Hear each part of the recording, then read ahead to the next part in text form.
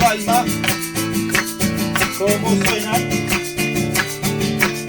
Con la defensa del río Tucutujul.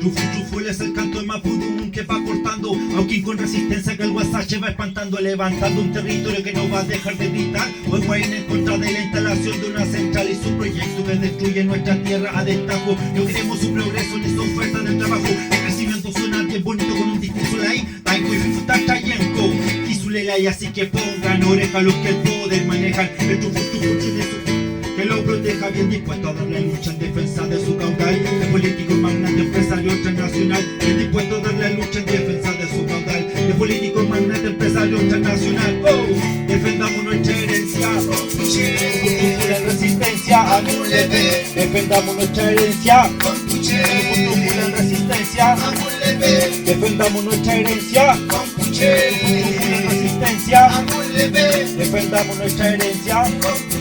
El buen Mapu resistencia.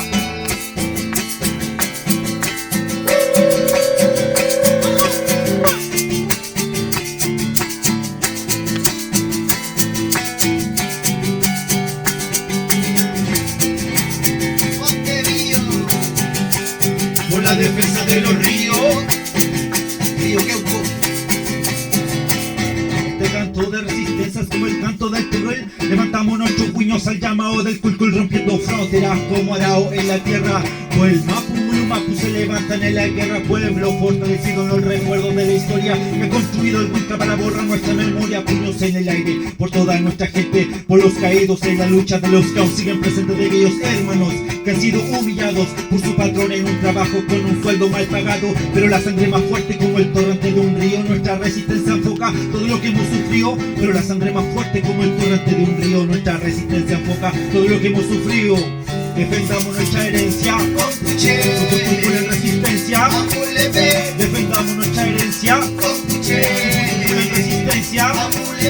Defendamos nuestra herencia, cultura en resistencia.